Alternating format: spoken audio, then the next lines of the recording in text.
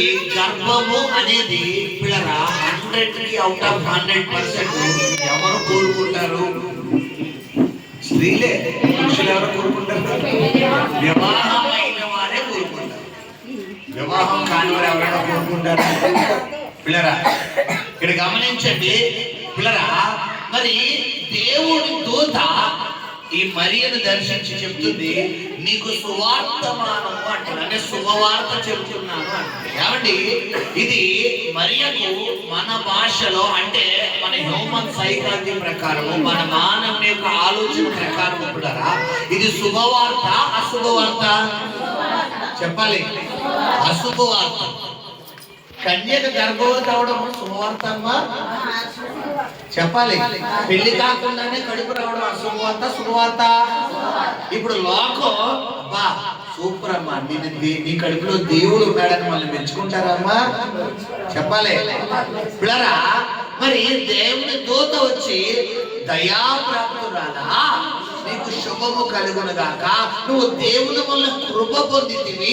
పిల్లరా, ఇంకా ఎన్నెన్నో గొప్ప గొప్ప మాటలు ఎవరి కోసం వివరిస్తున్నారంటే మరియ కోసం వివరిస్తున్నారు. మరి గమనించండి పిల్లరా, ఎందుకు మరియా కన్యకగా గర్భమైంది?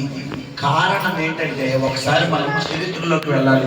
చూడండి, ఆదికాండము 1వ అధ్యాయంలో పిల్లరా, దేవుడైన యెహోవా నేల వంటితో నరులను తయారు చేద్దామని పిల్లరా, ఎవరు తయారు చేశారంట? ఆదామును అవ్వను. ఆదాము తయారు చేసి, ఆదాము నరుడు ఒంటరిగా ఉండుట మంచిది కాదని సాటి అయిన సహాయం చేద్దామని ఆదాముకు గాఢ నిద్ర కలగజేసి అతని ప్రక్కటి ముక్కలలో ఒక ఎముకను తీసి, పిల్లల గమనించండి, ఆ ఎముకతో పిల్లల నరుడు నుండి పుట్టింది కాబట్టి నారి అని పిల్లరా, మరి ఆదాముకు సపోర్ట్ గా ఎవరిస్తున్నాడు దేవుడు? అవ్వనిచ్చి, నా ఎముకలలో ఎముక, నా మాంసంలో మాంసము నరుడు నుండి తీయబడింది కాబట్టి నారి అని పిల్లరా, మరి స్త్రీగా అవ్వను తయారు చేశారు. సరే, ఇక్కడ దాకా దేవుడి యొక్క ప్రణాళిక, దేవుడి యొక్క సృష్టి బానే ఉంది. మరి ఎందుకు యేసు ప్రభు వారిని పిల్లరా కన్యక గర్భమందు తండ్రి అయిన దేవుడు పుట్టించాలి? గల కారణం ఏంటి? అది ప్రణాళికలో ప్రారంభంలోనే ఉందంటే ప్రారంభంలో లేదు. ఎప్పుడు వచ్చిందంటే పిల్లరా, ఆదికాండము పిల్లరా, మన దాదాపు మనం ఎన్నో అధ్యాయం అంటే చూడండి, 3వ అధ్యాయంలో పిల్లరా, ఈ ఆదాము అవ్వలను ఎవరు మోసం చేస్తారో? సర్పం మోసం చేస్తారు. ఎప్పుడైతే సర్పము మోసం చేస్తాడో, ఆ మోసము చేసిన తర్వాత దేవుడైన యెహోవా ఆదాముకు అవ్వకు సర్పానికి ముగ్గురికి శాపాలు వదిలేస్తాడు. శాపాలు వదిలేసిన తర్వాత అందులో సర్పం గురించి మాట్లాడుతాడు. ఏంటంటారా? అందుకు దేవుడైన యెహోవా సర్పముతో నీవు దీనిని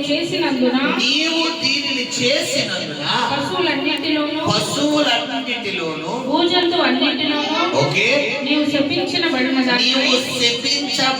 దానవై నీ కడుపుతో ప్రాకుచు నీవు బ్రతుకు దినములన్నీ మన్ను తిందువు. హల్లెలూయా. మన్ను తిందువు అంటే పిల్లరా, మట్టి తింటావని కాదు, ఇందులో లోతైన అర్థం ఉంది. దేవుడని యెహోవా దేనితో తయారు చేశాడు నరుణ్ణి? నేల మట్టితో. ఇక్కడ దేవుడు పిల్లరా, ఇక్కడ సాతాను మాట ఆదాము అవ్వలు విన్నాడు కాబట్టి దేవుడని యెహోవా వీళ్ళిద్దరిని ఎవరికి అప్పచెప్తున్నాడు? సాతానుకు అప్పచెప్తాడు. ఏమన్నాడు? నీవు మన్ను తిందు అంటే ఏంటి అర్థం? ఇది మొదలకు నేను మీద నీకు రైట్స్ ఇచ్చేస్తున్నాను. ఇక్కడ గమనించండి పిల్లరా, ఎప్పుడైతే దేవుని మాట కాదు అంటావో, ఎప్పుడైతే దేవుడు వద్దు అన్న పని చేస్తావో, ఎప్పుడైతే దేవుడు చెయ్యొద్దు అన్న పని నువ్వు చెయ్యడానికి కోరుకుంటావో, ఆ వితిన్ సెకండ్ లోనే ఎవరు ఆస్తులను విడిచిపెట్టేస్తుంది? ఎందుకంటే బైబిల్లో బలి అర్పించుట కంటే మాట వినడం శ్రేష్టం. బలి అర్పణ లేదా ప్రార్థన చేయడం.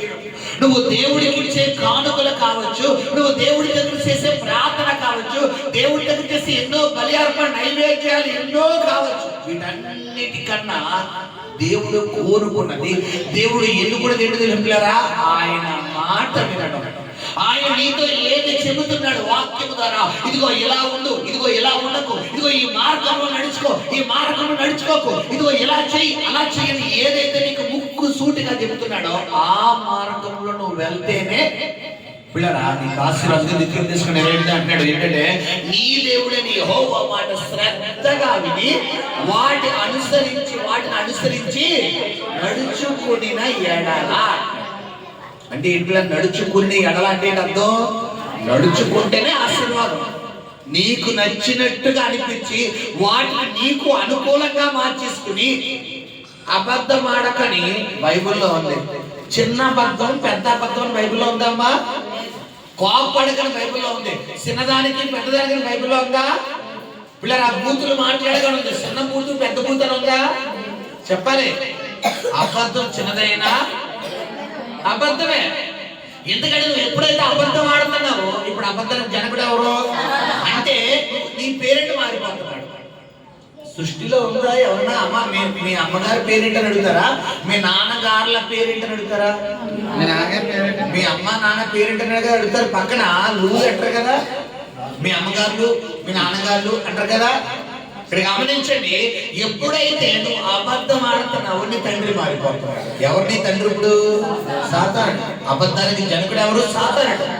ఇక్కడ గమనించండి, దేవుడని యెహోవా ఆదాము అవ్వను స్తుతించిన తర్వాత వారికి దేవుడు ఒక నియమ నిబంధన చెప్తున్నాడు. మీరు ఈ తోటలో అన్ని చెట్ల ఫలాలు తినొచ్చు, బట్ ఆ ఒక్క మంచి చెడ్డల జ్ఞానం ఇచ్చు ఆ జీవ వృక్ష ఫలము తప్ప. ఇక్కడ దేవుడు పిల్లరా నీతో ఏది చెబుతున్నాడు అది వినడమే ముఖ్యము తప్ప అనదర్ క్వశ్చన్స్ ఎవరు వేయకూడదు. మనము దేవుని వేయకూడదు. దేవుళ్ళు నువ్వు ఎప్పుడైతే ప్రశ్నించే లెవెల్లోకి వెళ్తావో అదే నీ పతనానికి తొలిపెట్టి పిల్లలు. ప్రభువా నా జీవితం ఎందుకు ఇలా జరుగుతుంది, ఎందుకు నా బ్రతికి ఎలా జరుగుతుంది, ఎందుకు ఇలా చేస్తున్నావు, అలా చేయనాయనా ఇలా చేయనాయన అని చెప్పి నువ్వు దేవుడికి డైరెక్ట్ ఇచ్చేంత వ్యక్తువమ్మా. మనం బస్సు ఎక్కుతాం, లేదా ట్రైన్ ఎక్కుతాం, లేదా ఏరోప్లేన్ ఎక్కుతాం, లేదా కార్ ఎక్కుతాం, ఆటో ఎక్కుతాం. డ్రైవర్ పక్కన కూర్చోడానికి సీట్ ఇస్తాడు తప్ప సీట్ ఇచ్చాడు కదా అని చెప్పి మనం వెళ్ళిపోయారా? డ్రైవర్ గారు ఎదరా స్టీరింగ్ ఇటు తిప్పండి అడి తిప్పండి, లేదంటే ఆర్మ్ కొట్టండి, అడుగులుగా బస్సు వచ్చేస్తుందండి బ్రేక్ అయింది అంటే ఒక్క చూపు ఎలా చూపుతాడు. విద్యుత్ సెకండ్ ఎక్కడ లాస్ట్ చేరికి వెళ్ళిపోతాం. ఆ చూపు అంత పవర్ ఉంటారు. ఆ చూపు ప్రేమ కలిగిన చూపా చెప్పాలి. ఇక్కడ లోక సంబంధమైన బస్సులు తీసి ఆత్మ సంబంధమైన బస్సులు పెడతాం. నీ జీవితానికి డ్రైవర్ ఎవరు? యేసయ్య. నీ జీవితానికి డ్రైవర్ యేసయ్య. నువ్వు డైరెక్షన్ ఇచ్చి యేసయ్యా ఇలా చేయనాయన, యేసయ్యా రైట్ తీసుకో, యేసయ్యా లెఫ్ట్ తీసుకో, యేసయ్యా బ్రేక్ అయ్యి, యేసయ్యా యాక్సిలరేటర్ పట్టుకో, క్లచ్ పట్టుకో, గేర్ అయ్యి అన్నామనుకో. అలా సూపు ఎంత ప్రమాదమో ఈ సూపు కూడా అంతే ప్రమాదం. గమనించండి. నేటి దినాడు మన క్రైస్తవులు ఎలా ఉందండి పిల్లరా? దేవుడు నీతో ఏది చెబుతున్నాడో అది చేయడం తప్ప దేవుడు చెప్పలేనివన్నీ మనం చేస్తాం. మన ఆత్మీయ జీవితం పిల్లరా నేటి దినాడు చాలా మంది క్రైస్తవ జీవితం ఇలాగే పాడైపోతుంది. నీకు ఆశీర్వాదం రావడం లేదు, నీకు దీవెన రావడం లేదు, నీ కుటుంబంలో సమృద్ధి రావడం లేదు, నువ్వు ఏది తలపెట్టినా ముందుకెళ్ళడం లేదంటే కారణం ఏంటి? నీ జీవితంలో ప్రభు చిత్తం ఉందా, ప్రభు ఉద్దేశం ఉందా, ప్రభు ప్రణాళిక నువ్వు లోబడుతున్నావా, ప్రభు మాటకు నువ్వు లోబడుతున్నావా అనేది నువ్వు ఎప్పుడైతే సహోదరి సహోదరుడా నిన్ను నువ్వు పరీక్షించుకుంటావో అప్పుడు నీ సమస్యలు ఎదురుకెళ్తుంది. నీకు సమాధానం చూడండి. దారం చిక్కుబడిపోతుంది, దారం పండు చిక్కుబడిపోతుంది. కొస ఎత్తుకుంటావా, మధ్యలో ఎత్తుకుతావా? ఒక అరగంట లేట్ అయినా ఏమి ఎత్తుతావు? కొస ఒక గంట లేట్ అయినా, ఒక రోజు లేట్ అయినా ఎందుకు కొస దొరికితే ఏమవుతుంది? చిక్కు వచ్చేది. మనం ఏం చేస్తాం? కొస ఎత్తుకోం, మధ్యలో కట్ చేసేస్తాం. మధ్యలో కట్ చేసేసి ఈ మధ్యలో కట్ చేస్తే ఏం చేస్తాం? ఇంకో దారి తింటాం. మళ్ళా అది ఏమన్నా మళ్ళా వస్తుందా?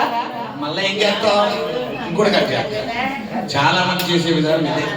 మన ఆత్మీయ జీవితంలో ఎందుకు నా జీవితంలో ఇన్ని అప్పులు, ఎందుకు ఇంత అనారోగ్యం, ఎందుకు ఈ సమస్యలు, ఎందుకు ఈ శోధన, ఎందుకు ఈ వేదన అని ప్రశ్నించుకునే ముందు అసలు ఈ సమస్యలు రావడానికి కారణం ఏంటి?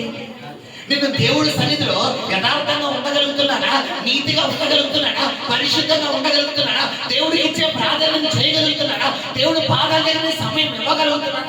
నిన్ను నువ్వు ఎప్పుడైతే ప్రశ్నించుకుంటావో ఆ మరుక్షణాన్ని కొస దొరికిన మరుక్షణం చిక్కుములు వాటంతట అవి ఏమైపోతాయి, మొత్తం విడిపోతాయి. హల్లెలూయా.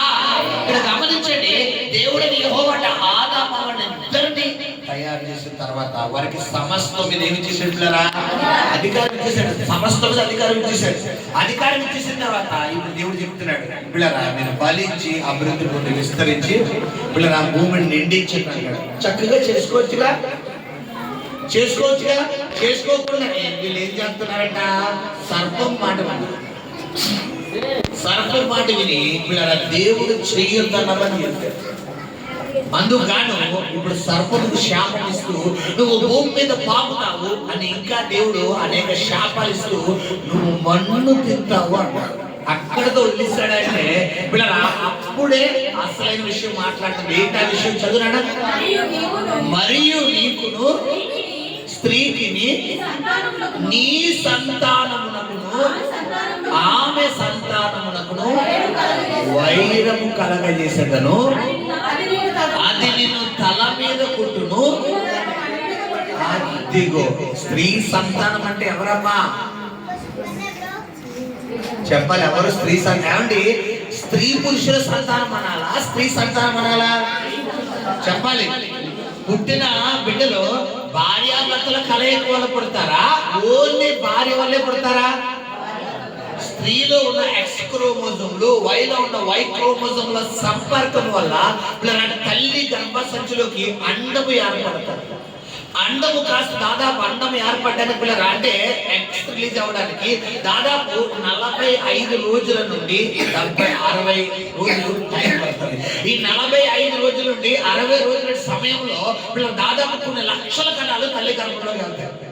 కొన్ని లక్షల కణాలు తల్లి గర్భంలోకి వెళ్ళిన ఉదాహరణ మన భాషలో 1,00,000 కణాలు అనుకుంటే 99,999 కణాలను దేవుడు చంపేసి యూరిన్ ద్వారా ఎడగ పంపించేస్తాడు, బయటికి పంపించాడు. ఆ ఒక కణం ఎలా వస్తుంది? అందుకనే స్త్రీ కన్సీవ్ అయింది లేదో ఏ టెస్ట్ ద్వారా చూస్తారు? యూరిన్ టెస్ట్ ద్వారా. స్త్రీ యూరిన్ ద్వారా ఆమె పిల్లరా బయటికి వెళ్ళిపోతాయి.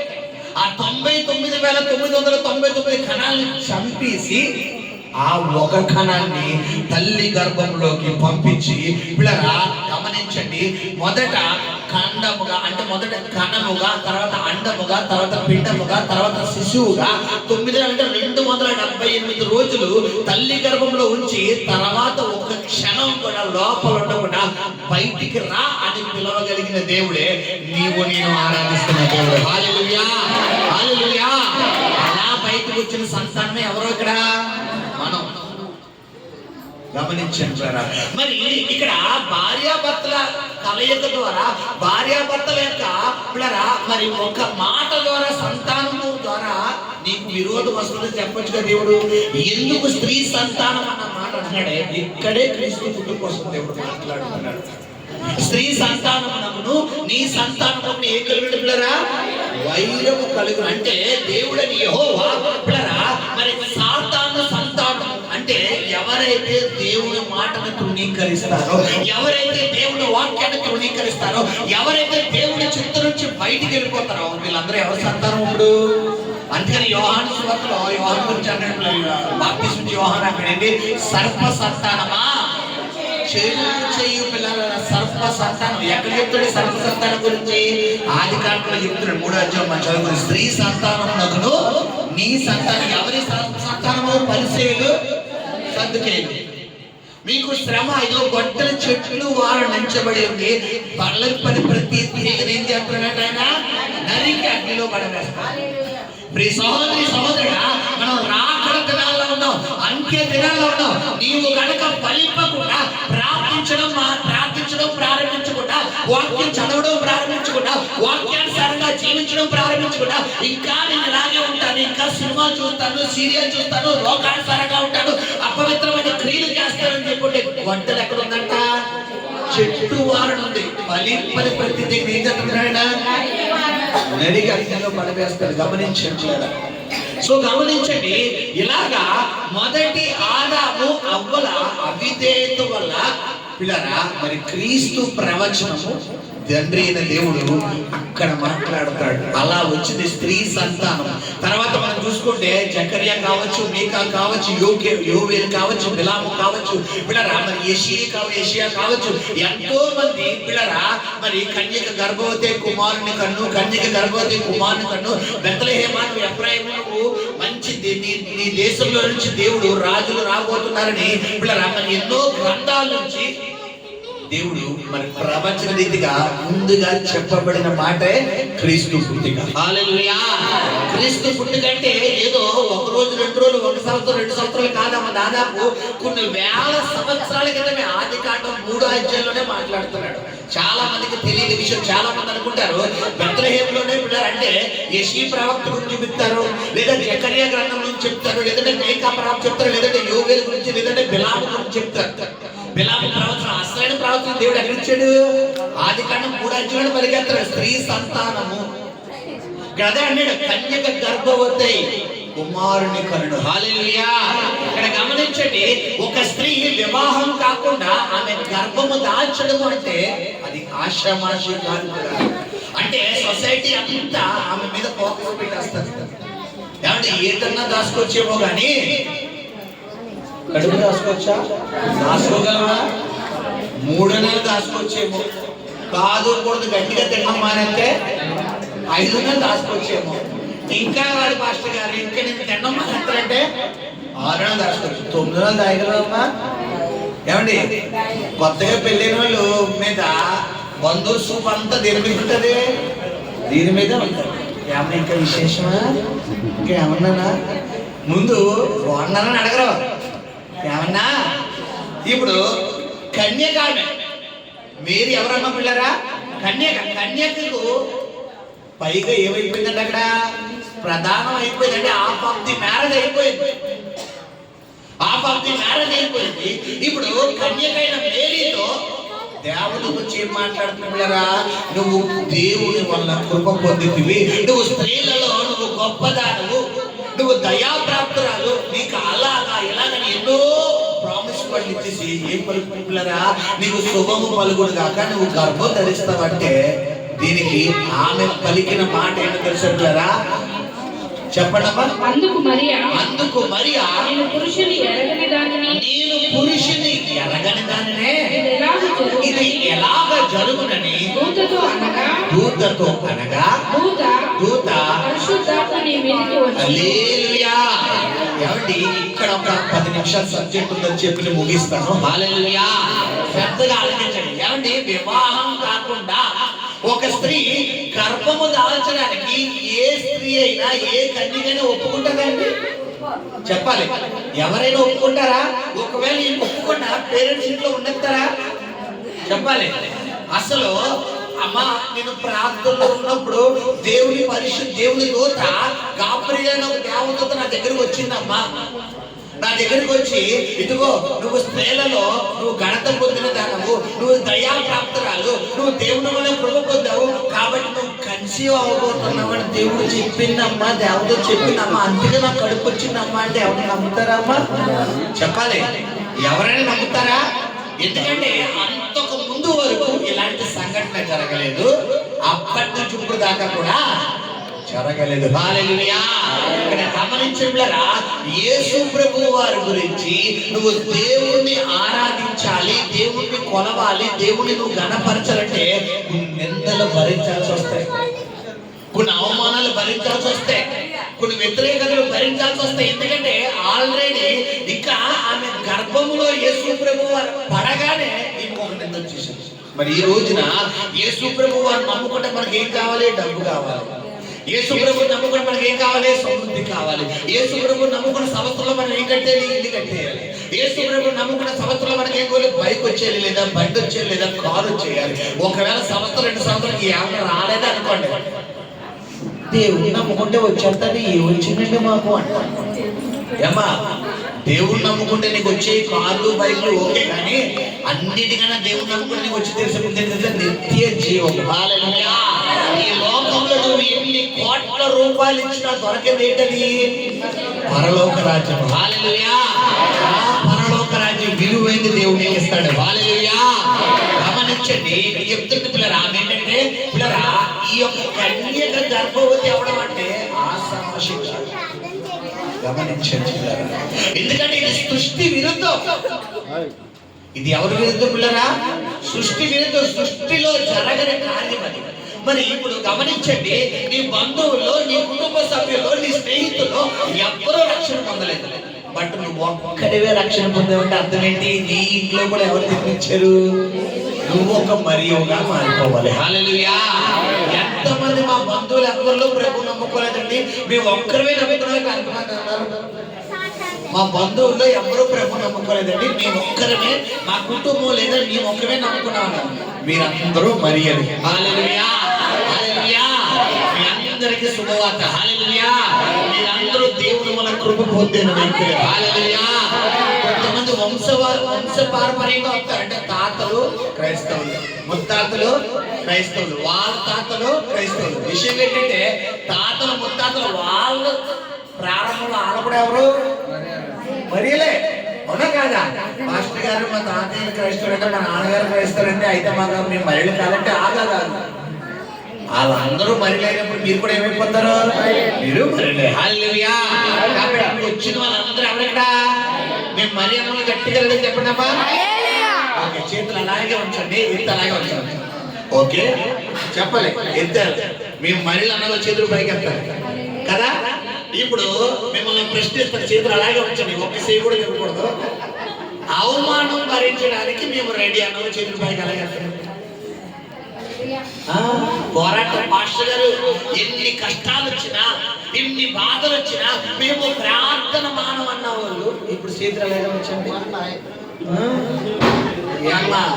చిన్న శోధన రాగానే, చిన్న గలిబిలి పెడతారు. చిన్న శోధన రాగానే, చిన్న గలిబిలి రాగానే ఏమి ఎగిరిపోతుంది మనకి? ప్రార్థన ఎగిరిపోతుంది. అక్కడ మరీకి ఏమొచ్చింది? గలిబి వచ్చిందా? మామూలు అవమానమా? అవమానం ఎలా ఎంచుకుందంట? ఘనంగా ఎంచుకుంది. హల్లెలూయా. నా మాట చదువుకుని ముగిద్దాం. చూడండి, అదే లూకా సువార్తలో ఇప్పుడు ఆమె ఏమంటారు పిల్లరా? 39 వచ్చింది. 39 అందుకు మరి ఆ 38 చదువున్నాడు. అందుకు మరియా ఇదిగో ప్రభు దాసురాలను. హల్లెలూయా. గట్టిగా చెప్తాం. ఏమంటుందమ్మా? నీ మాట చెప్పునా. ఇది కావాలి నేటి దినాన క్రైస్తవ సామ్రాజ్యం. నేటి దినాన సార్వత్రిక సంఘానికి కావాల్సింది ఏంటరా? ప్రభువా, నువ్వు ఏది చెబితే అది చేస్తానయ్యా. నువ్వు పట్టుకోమంటే పట్టుకుంటాను, వదిలేమంటే అందుకని అబ్రాహాము దేవుడు ఆదికాండ పండితుడు, అబ్రాహ్మా నీవు లేచి నీ దేశం నుండి, నీ బంధువుల యొక్క నుండి, నీ తండ్రి ఇంటి నుండి నీ విడిచిపెట్టి నేను చూపించే దేశానికి వెళ్ళాను. ముందు ఉన్న కట్టుబాట్లోంచి లెగాలి, ఉన్న సాంప్రదాయాల్లోంచి లెగాలి. నేటి దినాలు కూడా క్రైస్తవులకు ఒక ప్రశ్న వేస్తున్నాను, ఎంతమంది కొత్త బట్టలు కొనుక్కుంటే పసుపు బట్టు పెట్టే వాళ్ళు ఇప్పటికీ లేరు? ఎంతమంది ఇంట్లోంచి యజమానుడు బయటికి వెళ్తే, యజమానులు బయటికి వెళ్తే ఎదురు చూసేవాళ్ళు లేరు? ఉన్నారా లేదా సొసైటీలో? ఎంతమంది ఇది దశమి, ఇది పంచమి, ఇది ఏకాదశి, ఈ రోజు మంచి రోజు, ఈరోజు అమావాస్య, ఈ రోజు పౌర్ణమి, ఈ రోజు పున్నమి అని చూసేవాళ్ళు ఇప్పటికీ లేరు. బైబిల్లో అన్యుల ఆచారాలు పాటింపకూడని బైబిల్ క్లియర్ గట్టిగా విచారించవలసిన విషయం ఏంటంటే, ప్రార్థనలో పెట్టుకునే దేవుని చిత్తము తెలుసుకుని నేను వెళ్తానయ్యా అని అడగడం మానేసి, ఈ రోజు మంచి రోజా, మంచి గడియలు ఉన్నాయా, మంచి గడియలు ఉన్నాయా, ఈ రోజు అమావాస్యలను వెళ్ళొద్దు. ఎంతమంది ఇప్పటికీ కూడా సాయంత్రం 6 అయితే లైట్ వేసి యేసు ప్రభు ఫోటోకు దండం పెట్టేవాళ్ళు లేరు? ఇది ఎవరాచారం అమ్మా? 6 అయితే సేగడొక్క లైట్ వేసుకుంటాం. 6 గంటలకు వెళ్ళిన బైబిల్లో ఉందా? చెప్పాలి. ఎంతమంది మంగళవారం శుక్రవారం డబ్బులు ఎవరు? మంగళవారం పొద్దు, శుక్రవారం పొద్దు. ఎంతమంది పుట్టింటికి వస్తే ఆడపిల్లని అత్తోరింటికి ఏం చేయరమ్మా? శుక్రవారం పంపించుకుంటే వెళ్ళిపోద్దంట. ఇది ఎవరాచారు? నువ్వు ఒక క్రైస్తవుడై నువ్వు పాటించుకో. గమనించుకున్నాడు.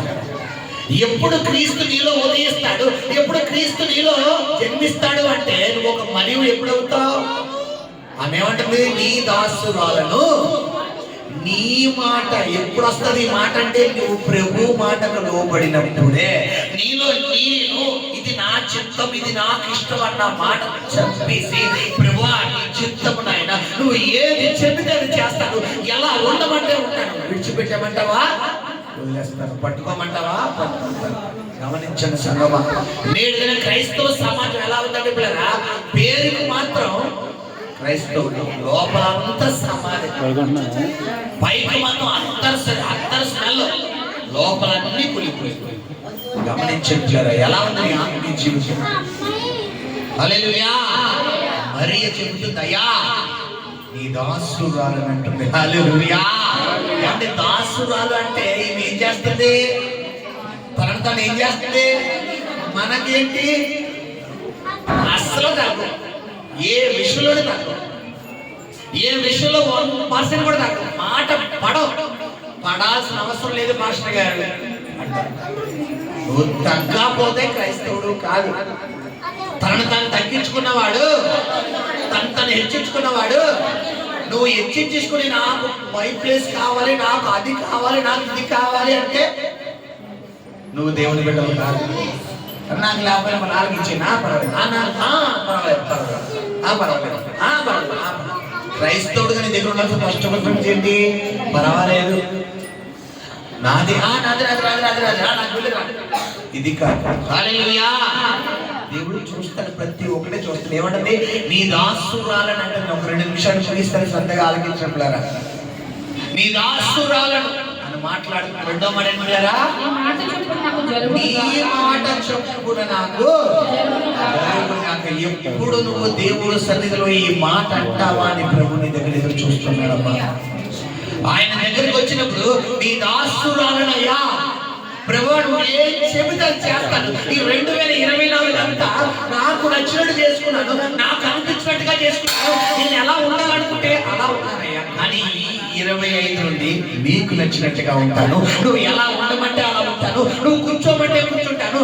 అందుకనే కీర్తనగా 139 అన్నాడు, యెహోవా నువ్వు నన్ను పరిశోధించి తెలుసుకుని ఉన్నావు. నేను కూర్చుంటుట, నేను లేచుట, నేను నడుచుట, నేను పండుకొనుట, మాట నా నోట రాకముందు, తలపు నాకు పుట్టకముందు, నా నడకను పడకను గమనించి ఉన్నావు, పరిశోధించి ఉన్నావంట.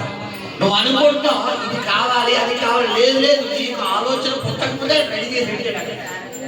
హల్లెలూయా. ఎంతమంది నూతన గృహాలు కావాలి ఇక్కడ? హల్లెలూయా.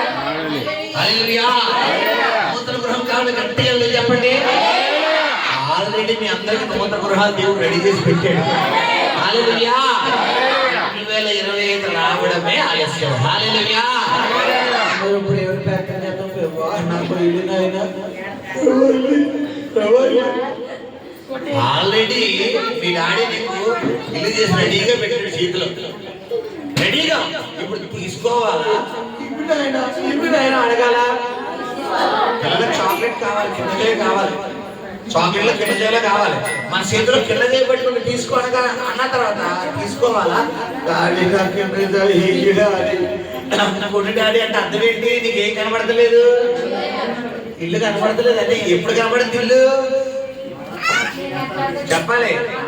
ఏ నేత్రాలు ఎప్పుడు కనబడి? ఆత్మ నేత్రాలు. నువ్వు ప్రార్థన గదిలోకి వెళ్ళినప్పుడే, నువ్వు ప్రార్థన గదిలోకి వెళ్ళకుండా, నువ్వు దేవుళ్ళో ఉండకుండా, ప్రార్థన చేయకుండా, నేను అక్కడికి పోతాను ఎక్కడికి పోతాను, ఆతో మీటింగ్ పెట్టుకుంటాను, ఏతో మీటింగ్ పెట్టుకుంటాను, ఆ ఇంట్లోకి వెళ్తాను, ఈ ఇంట్లోకి వెళ్తాను, ఆ రూమ్లోకి వెళ్తాను, ఈ రూమ్లోకి వెళ్తాను, ఆ బండి ఎక్కుతాను, ఈ బండి ఎక్కుతాను, ఆ ఇంట్లో కూర్చోండి వస్తున్నప్పుడు ఆత్మయాత్ర కాదు కదా, ఉన్న నేత్రం కూడా ఎగిరిపోతుంది. ఇక్కడ గమనించండి కదా, దయాప్రాప్తురాలా అన్న మాటకు మరియా ఎలిజిబుల్ పర్సన్.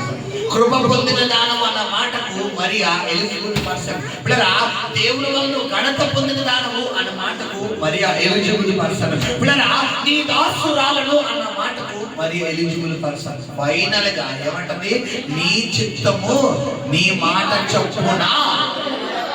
ఈ మాట నీ దగ్గర ఛాన్స్ రావాలని ఆయన ఎదురు చూస్తున్నాడు. హల్లెలూయా, హల్లెలూయా. లూకాసు 15 అధ్యాయంలో తప్పిపోయిన కుమారుడు తండ్రి వద్ద ఉన్నప్పుడు అతడు పిల్లరా మంచిగా ఉన్నాడా చెప్పాలి. తండ్రి దగ్గర ఉన్నప్పుడు ఐశ్వర్యం ఎక్కువ ఉందా, తండ్రి నుంచి దూరం అయితే ఐశ్వర్యం ఎక్కువ ఉందా కదా? అప్పుడు బుద్ధి రావాలి. వచ్చిందా చెప్పాలి. మనకు కూడా ఎప్పుడు బుద్ధి రాదు, ప్రార్థన చేసినప్పుడు రాదు. మనకు అన్ని నెత్తి మీద చూచుకుపోతే చూడండి. ఒక భక్తుడు రోడ్డు మీద వెళ్తున్నాడంట. రోడ్డు మీద వెళ్తుంటే దేవుడు అతన్ని ఎలాగైనా ఆశీర్వదించాలని పైనుంచి ఒక బంగారం ముద్ద తీసుకురాడంట. బంగారం, ఇంత బంగారం ముద్ద, 1 కేజీ 2 కేజీలు. అమ్మో అమ్మ నా అంత అదృష్టవంతుడు లేడు. అది తీసుకుని అలా పెట్టి ఎక్కడ తీసుకున్నాడు? జేబులో తీసుకున్నాడు. రెండోసారి ఈసారి ఏం చేసినట్టు దేవుడు మళ్ళీ పైనుంచి డబ్బు కట్టిస్తున్నాడంట. ఈసారి ఏం చేశాడు? డబ్బు కట్టిస్తాడు. అయ్యో బాబోయ్, నా అంటే అసలైన అదృష్టం ఇంకేది, మహా అదృష్టవంతురాడు అయిపోయి. ఈసారి పిల్లరా ఏ విషయం చూడలేదని చెప్పి సార్ పైన చేస్తాడట. ఎంత బెట్టిస్తాడట. ఇలా పటేలు ఎత్తు మీద దెబ్బకి ఏం తెలిసింది, తల బొప్పు పడిసింది. ఎవడ్రా బాబు వేసేది ఇలా చూసాడట. ఇప్పుడు రాయండి శ్రమ. నీకు దేవుడు నీ ప్రార్థన బట్టి, నీ తగ్గింపును బట్టి, నీ వినయాన్ని బట్టి నీకు పై స్థాయికి అలా హెచ్చించేస్తుంటే నా టాలెంట్, నా జ్ఞానం, నా తెలివితేటలు, నా వొకాబులరీ, నా చదువు, నా డబ్బు, నా అన్నావనుకో బయట చేయడానికి రెడీగా ఉంది, బెడ్ వచ్చేయడానికి రెడీగా ఉంది. బెడ్ కమ్మలు గట్టిగా చెప్పండి, బంగారం కన్నా గట్టిగా చెప్పండి, ఇంటి కాడ గట్టిగా చెప్పండి, గట్టిగా చెప్పండి, బెడ్ కాడ గట్టిగా చెప్పండి. చాలా అలాంటిగా ఉన్నారు దేవుడు. హల్లెలూయా. గమనించండి సంగమా, ఎలా ఉంది నీ ఆత్మీయ జీవితం? ప్రభువా నీ చిత్తమయ్యా, నీ మాట చొప్పున నేను చేస్తానయ్యా నేను ఎప్పుడైతే అనగలుగుతావో ఆ రోజే దేవుడు కన్య మరియ గర్భంలో జన్మించినట్టుగానే నీ గర్భంలో కూడా యేసుక్రీస్తు జన్మించడానికి రెడీగా ఉన్నాడు. హల్లెలూయా, హల్లెలూయా. ఆనాడు మరియ అవకాశం ఇచ్చింది. మరి ఏం చేసింది యేసు ప్రభు వారికి? ఈ రోజు నువ్వు అవకాశం ఇవ్వాలి. నువ్వు అవకాశం అధికారిగో నువ్వు తలుపు నద్దు నుంచుని తలుపుతున్నానంటే తలుపు అంటే ఏది? మన తలుప. నీ హృదయం అనే డోర్ దగ్గర తడుతున్నాడు. నా బిడ్డ ఎంతకాలం శ్రమలో ఉంటావు, నా కుమారుడా ఎంతకాలం శోధనలో ఉంటావు, ఎంతకాలం అప్పుల్లో ఉంటావు, ఎంతకాలం అనారోగ్యంలో ఉంటావు, ఎంతకాలం మానసికమైన పోరాటంలో ఉంటావు. ఒక్కసారి నా సన్నిధిలోకి వచ్చి మోకరించు, ఒక్కసారి నా సన్నిధిలో ప్రార్థన చేయి, ఒక్కసారి నా వైపు తిరుగు అని ఈనాడు కూడా ఎవరెవరిని అడుగుతున్నారు? దేవుడిని హృదయం అనే డోర్ దగ్గర ప్రభు నాతో మాట ఇక్కడ 3 ఉన్నారు. ఆ బయట వరండా దగ్గర నుంచి ఇక్కడ దాకా ప్రభు నాతో మాట్లాడుతున్న 3 ఉన్నారు. అనేక సందర్భాల్లో ప్రభు నీతో అనేక సందర్భం చేయకూడదు పిల్లరా. అనేక మార్లు దేవుడు నీతో దగ్గర వచ్చి నేను దర్శిస్తున్నాడు. అది తీసుకున్నామా? అనేక మార్లు దేవుడు నీతో దగ్గర వచ్చి నేను దర్శిస్తున్నాడు. నా బిడ్డ ఇప్పుడైనా ప్రార్థన చేయి, ఇప్పుడైనా ఈ శోధనలైనా ప్రార్థన చేయి, ఇప్పుడైనా నువ్వు మోకరించిన ప్రభు నీతో మాట్లాడుతున్నాడు. అయినా నువ్వు ప్రార్థన చేయడం లేదు. ప్రభు నాతో మాట్లాడుతున్నాడు. దేవుడు నాతో మాట్లాడుతున్న మాట ఏంటంటే ఎప్పుడైనా ఇది this is lost and final warning అంటాడు ఆయన. నా చివరి స్వరం ఇదే. సొలొమోనుకి ఎన్నిసార్లు దేవుడు వార్నింగ్ వచ్చింది? 3 సార్లు. సమయాన్ని దేవుడు ఎన్నిసార్లు పిలిచాడు? 3 సార్లు. దేవుడు మాట ఒక్కసారి చెప్పి వదిలేడు, 3 సార్లు చెప్తాడు ఆయన. ప్రభు నాతో మాట్లాడుతున్నాడు. మీ ముగ్గురితోనే 3 సార్లు దేవుడిని ఆల్రెడీ దర్శించాడు. నువ్వు ఉన్న సమస్యల్లో నుండి, నువ్వు ఉన్న బాధల నుంచి ఒక్కసారి నా సన్నిధిలో మోకరించు, ఒక్కసారి ప్రార్థన చేయి, ఒక్కసారి కన్నీరు కాచు. నేను ఇన్వాల్వ్ అవుతానని దేవుడి గతంలో ఇలాంటి వాక్యాల ద్వారానే అనేక సేవకుల ద్వారాను నీతో దేవుడు మాట్లాడాడు. బట్ నువ్వు వినడం లేదు, ఇంకా నెగ్లెక్ట్ చేస్తున్నావు. ఎవరో ప్రభు నీతోనే మాట్లాడుతున్నాడు. నువ్వు నిలబడినా నిలబడకపోయినా, నువ్వు ప్రార్థన చేసినా చేయకపోయినా ప్రభు నీతోనే మాట్లాడుతున్నాడు. This is my final warning అని ప్రభు నాతో మాట్లాడుతున్నాడు. This is my final warning, ఇదే నా చివరి అవకాశం. నువ్వు గనక ఈ వాక్యాన్ని విని మరి అవకాశం ఇచ్చిన రీతిగా నువ్వు గనక ఈ రాత్రి ప్రభు సన్నిధిలో అవకాశం ప్రభు చెబుతున్నాడు. నెక్స్ట్ ఇదే డిసెంబర్ కల్లా నీవు కూడా గొప్ప సాక్షిగా ఉండబోతున్నాడు ప్రభు మాట్లాడుతున్నాడు. హల్లెలూయా, హల్లెలూయా, హల్లెలూయా. ఇక్కడ ఉన్న వాళ్ళు ఇద్దరు చాలా నీ జీవనోపాధిలో చాలా ఒత్తిడి ఎదుర్కొంటున్నారు. నీ జీవనోపాధి నువ్వు చేస్తున్న ఉద్యోగమో వ్యాపారమో దాంట్లో చాలా ఒత్తిడి. ఎంత ఒత్తిడి అంటే ఇక ఉద్యోగం మానేద్దాం, ఇక నాకు ఈ ఉద్యోగం వద్దు, నాకు చాలా మెంటల్ ప్రెజర్ అయిపోతుంది, నా వల్ల కాదు, నేను ఏదన్నా చూసుకోవాలనిపిస్తున్నాడు అనిపిస్తుంది. ప్రభు చెప్తున్నాడు అక్కడే ఉండు, కొన్ని రోజుల్లో నేను ఎత్తైన స్థానాన్ని దేవుడు తీసుకెళ్ళబోతున్నాడు. ఎంతవరకు ప్రభు మాట్లాడుతున్నాడు. Thank you Lord. Thank you Lord, thank you. ప్రభు చెప్తున్నాడు నీ వెన్నుపూస మధ్య భాగంలో, నీ వెన్నుపూస మధ్య భాగంలో కూర్చుంటే నిలబడలేవు, నిలబడితే కూర్చోలేవు. ఆల్రెడీ ఇక్కడికి వచ్చి చాలాసేపు కూర్చుని అన్నావు, కానీ నీ బాడీ నీకు సపోర్ట్ చేయలేదు, కానీ తప్ప కూర్చున్నావు. ప్రభు చెబుతున్నాడు నా హస్తం నువ్వు ఇక్కడి నుంచి వెళ్ళే లోపల స్వస్థపరచబోతున్నాడు. మరి ఏం చేస్తాడంట? తగ్గించుకోవడం. రెండోది ఏం చేస్తుంది పిల్లరా? చిత్తమయ్యా, చిత్తమయ్యా. ఏమంటే ఈ మాట 2 అక్షరాల పదం అయినప్పటికీ ఎక్కడి నుంచి రావాలని ఎవరు కోరుకుంటాడు? ఎప్పుడు వస్తుంది ఈ మాట?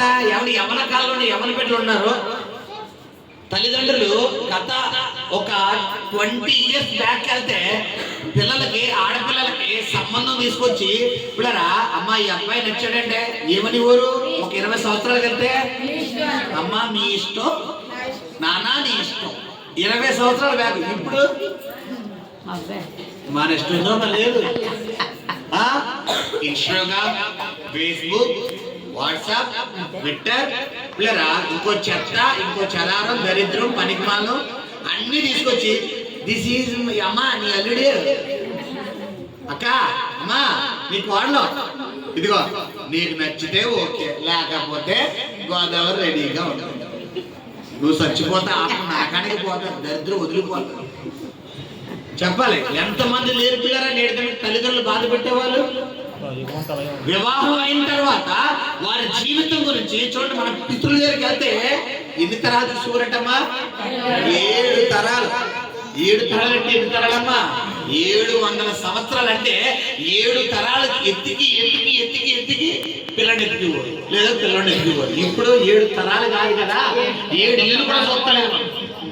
ఒక ఈదులో అటు 7 ఇల్లు, ఇటు 7 ఇల్లు. అమ్మా ఈ అబ్బాయి మంచోడా, ఈ అమ్మాయి మన అబ్బాయి. ఫేస్బుక్, వాట్సాప్, చెప్పాలి ఇన్స్టాగ్రామ్, ఇంట్లో చాటింగ్, తర్వాత ఫస్ట్ చాటింగ్, 2వ రోజు వాయిస్ కాల్, 3వ రోజు వీడియో కాల్, 4వ రోజు అయిపోయింది నెంబర్ బ్లాక్ లిస్ట్ లోకి వెళ్ళిపోయింది. హల్లెలూయా. గమనించట్లేదా? కన్యకైన మరియ, నువ్వు ఎప్పుడు దేవుడి చిత్తానికి లోపడతావు అంటే దేవుడి యందు భయభక్తులు ఉన్నప్పుడే. గమనించట్లేదా?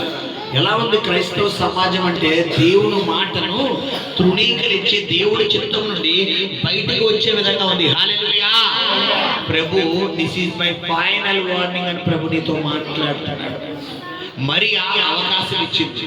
ఈ రాత్రి ప్రభు నీతో కూడా మాట్లాడుతున్న మాట ఏంటంటే నువ్వు అవకాశం ఇస్తే నెక్స్ట్ ఇదే టైం, ఇదే డిసెంబర్ 18 కల్లా దేవుడు నీ జీవితం కూడా ఎత్తైన స్థానంలో నిలబెట్టబోతున్నాడు. హల్లెలూయా. ఏమండి ఇప్పటికీ మరి పేరు చెప్పుకుంటావా లేదా? మరియలో బైబిల్లో 7 మరియలు ఉన్నారు. ఒక మరి, 2 మరియలు కాదు, 7 మరియలు ఉన్నారు.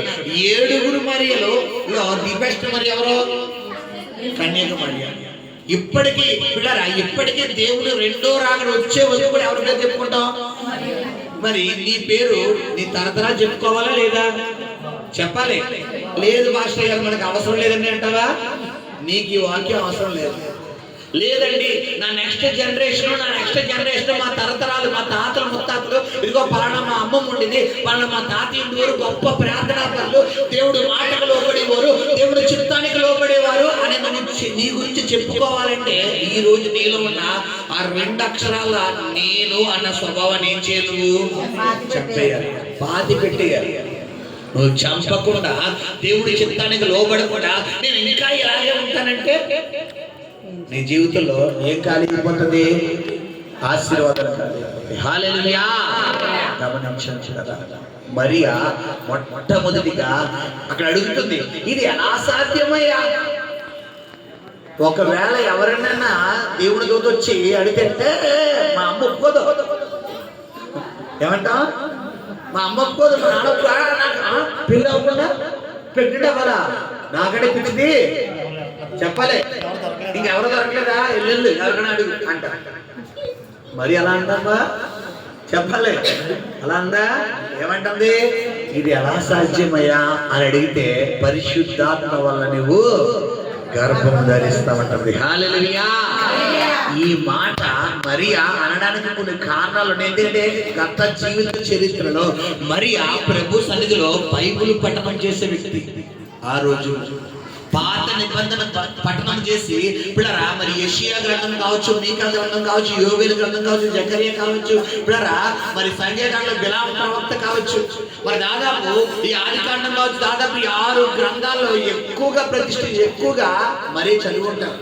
కన్యక గర్భవతి కుమారుని కన్ను, ఆయనకి ఇమ్మానుయేలు అని పేరు పెట్టింది. ఇమ్మానుయేలు అన్న భాషాంతరంలో దేవుడు మనకు తోడని అర్థము అని. కన్యక గర్భవతి కన్ను అనే మాట ఆమె ఎక్కువ చదివి ఉంటారు, అందరిలాగే చదివి ఉంటుంది. కానీ ఆ వరం వచ్చి ఎవరిని ఆశించింది?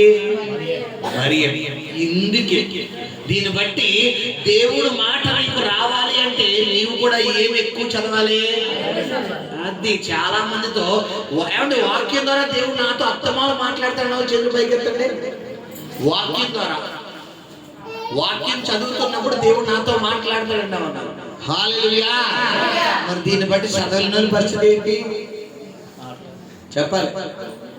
నువ్వు ప్రార్థన చేయడం అంటే ఏంటి?